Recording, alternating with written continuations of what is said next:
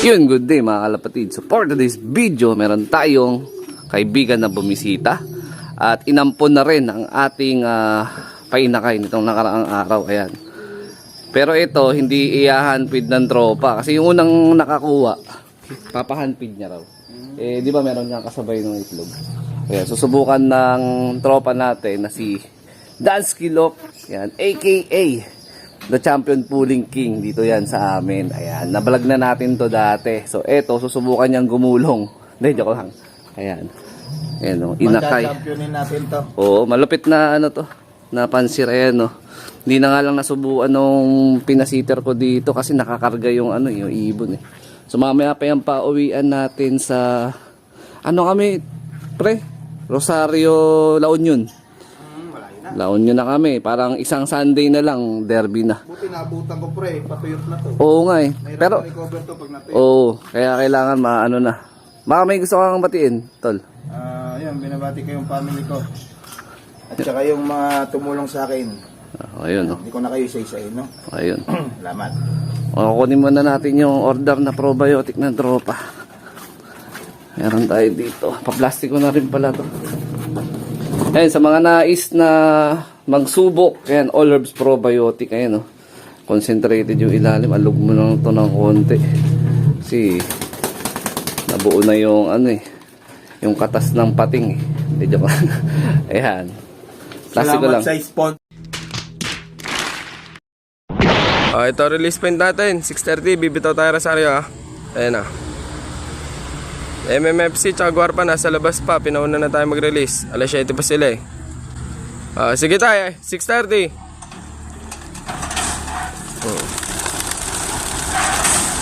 Sige. Kalampag tayo, kalampag. Sige. Sige tayo, sige. Dami pa tayo. Kalampag tayo, kalampag.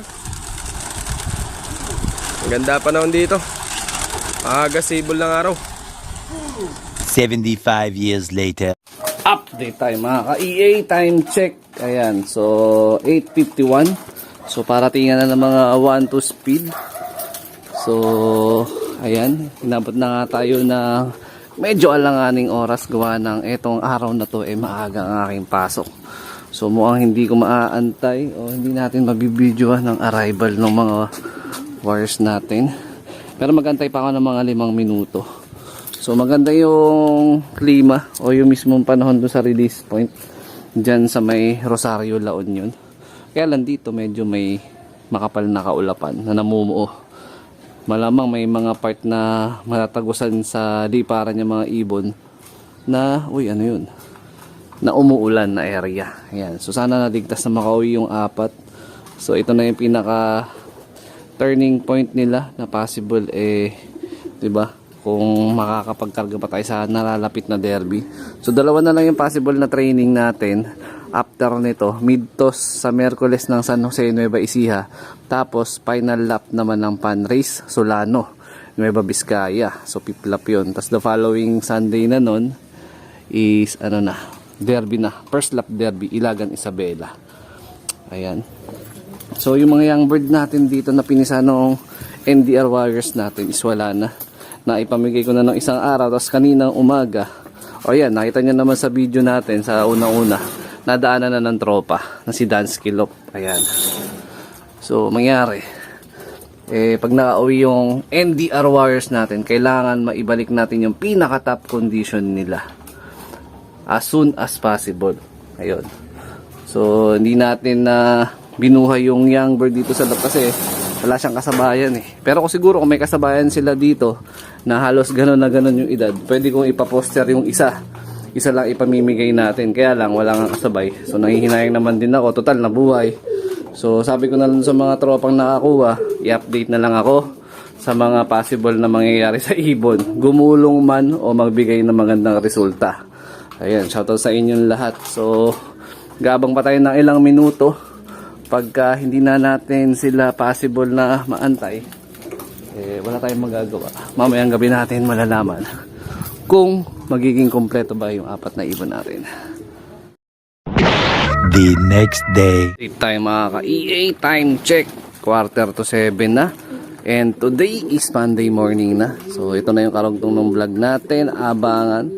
So di na nga natin naaktuhan na dumating yung mga ibon. Pero as of 9:15 to 9:40, yun yung assume na nag-uwian yung mga warriors. At take note, ayun, kompleto pa rin tayo. So maganda pa rin yung pauwian natin, bagamat di natin naaktuhan niya na makita sila na nag-arrive galing dun sa La Union na club training.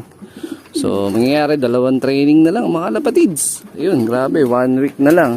Matatapos na ang kalbaryo natin sa training at panibagong serye na naman ng Abangan Derby NDR. So sino sa apat ang mananatili na pwede natin ikarga sa badating na North Derby race natin? Ito sila.